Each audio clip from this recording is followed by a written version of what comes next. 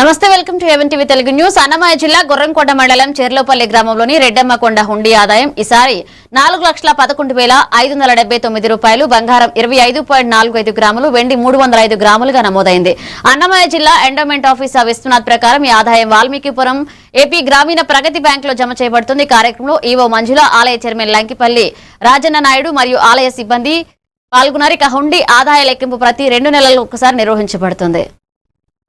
Multi zone 2 Tirupati వారి ఆదేశాల మేరకు జిల్లా దేవాదాయ శాఖ అధికారి నా యొక్క పర్యవేక్షణలో శ్రీ రెడ్డమ్మ తల్లి చెర్లోపల్లి గ్రామం గుర్రంకొండ మండలం హుండీల లెక్కింపుకు ఈరోజు పర్యవేక్షణకు వచ్చాను. హుండీలు లెక్కించగా 4,11,579 రూపాయలు భక్తులు సమర్పించారు. మరియు బంగారు వస్తువులు 25 గ్రాముల 450 మిల్లీగ్రాములు, వెండి వస్తువులు 305 గ్రాములు హుండీల ద్వారా లభించింది. ఈ మొత్తాన్ని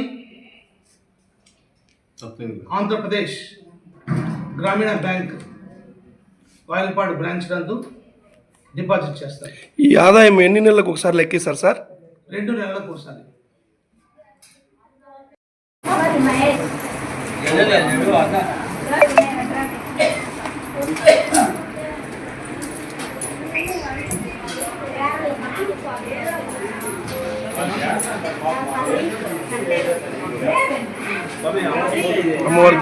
పార్వతీపురం మన్యం జిల్లాలోని